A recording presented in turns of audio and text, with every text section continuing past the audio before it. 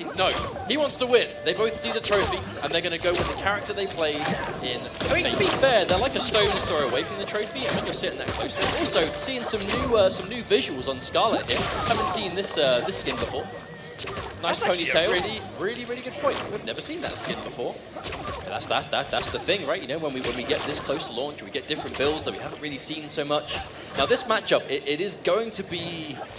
Again, like with any mirror match, it's a slow match. Like, make no mistake. Well, no, not even just down to the speed. When it's a mirror match like this between these two kind of players, it's going to be very neutral heavy. You know, mirror matches can be varied in terms of how crazy they can be, you know, how wild they are. You're looking at like Cyrax mirrors from MKX, and everyone's just trying to reset each other all game. And then you've got like huge damage of like Bane mirrors from Injustice, where you're just doing hella damage with every touch. And then you've got mirrors like this, where it's two characters with the exact same, to be honest, very diverse moveset. You know, these are two characters with a lot of special moves put together. Now, the breakaway being used near the end of the round, Aixy's kind of in big trouble. He has no resources left to break out this combo of which f0xy is going to take. By the time we go into our next round, he still would not have built up 1 bar of defensive gauge, which means that if f0xy opens him up now, there's no way to defend. The kind of mind game you can see from this, it might not be sort of on the exact surface. It's ultimately the Scarlet players trying to establish when the right turn is to press button. You know, f0xy's going to want to make sure that every touch sends full screen. There's no reason to restand now because he has full health. Why would he need to heal in this case? And it's basically blocking one of Scarlet's many projectiles and understanding what your next move has to be. Because there are wrong options to press. Well, everything's a check. You know, some of them will stop you from walking in, some of them stop you from dashing, and the blood wall can stop jumping. The tongue is good if you think they're going to do like a slower projectile. Everything is a read on something specific for the most part. But the big thing here is it's a mirror match in Scarlet v Scarlet, but we have to remember, and that, I don't think we're ever going to get bored of seeing that. And there's the breakaway. Oh, and the fatal blow. I love that choice. I think that was so smart. It's very expensive, but it's going to be potentially what Aixy needs to get back into this game. Let's not forget, Scarlet can heal if she amplifies some of her moves. But no, the parry. I feel like he just thought it was going to get blocked. He has to confirm. What is going on here? Aixy didn't confirm 2 hits, but it doesn't matter. f0xy must have expected a grab. That was a very deliberate neutral. I wonder if he was just holding up, you know, like he just took that low string twice. I mean, at that health, it definitely can be a read, especially without the resources. Oh, tries to punish, but there we go. Gets the uppercut for it. I respect that uppercut so much. He dropped the combo and then tried to go in for something else, and the follow-up to that string with Scarlet is very, very unsafe. All right, there's the low. f0xy not scouting it out, disrespecting on wake up again, and you just have to watch out the delayed parry. That's so good. Aixy in the driver's seat. Now, I actually remember seeing some amazing clips of Aixy's Scarlet from the beta of him using that parry on a read of flawless block. Like, if you've got parries like that, you can make some absolute magical moments happen. And that actually leads me to a point. This is a mirror match in Scarlet v Scarlet, but they picked 2 different variations. Now, obviously, this is a new build we haven't seen too much of, so I can't tell you exactly what these ones have, but I can tell you f0xy obviously has Blood Siphon, so he's got the restand. Plus frames, overhead. Wait a minute, is that dead? That's dead. 100%. Yes! Oh, my word. That was a very, very long-winded game number 1. And that brings you into variations. It's going to be a huge mechanic to this game that you're going to have to remember, right?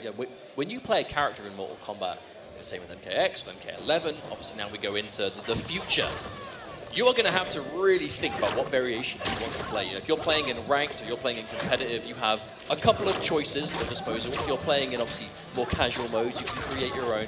But the characters, they can be so diverse depending on what moves they have. You know, even in this competitive mode where the variations are predetermined, you still have different options, and it requires you to understand those options so you can play the character in the way that's best for you.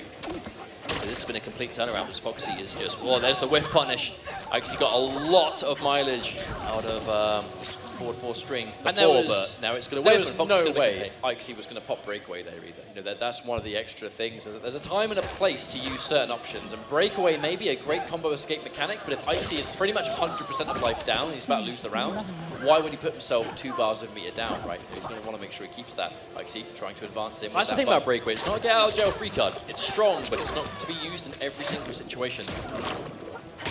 As you can see, that bar from f0xy is taking so long to come back.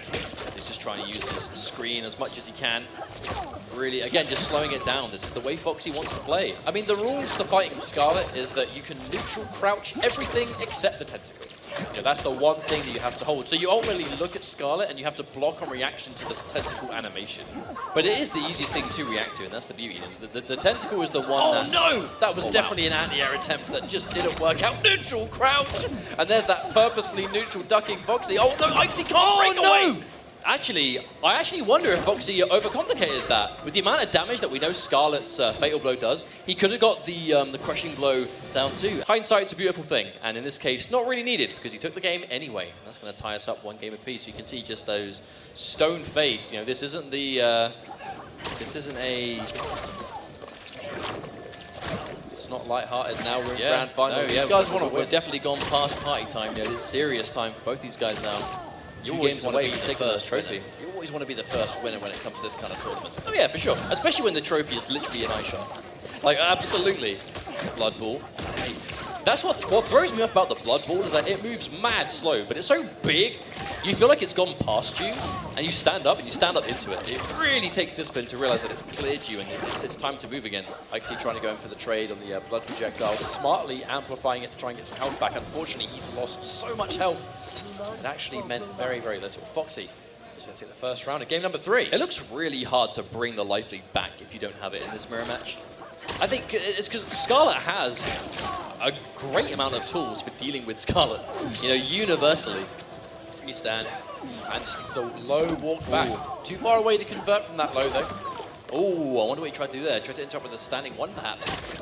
Tentacle. Uh-oh, catches him. Can't break away. Full combo. And F0xy's going to go for the Siphon. Oh, no amplify, though. Doesn't want the health regeneration.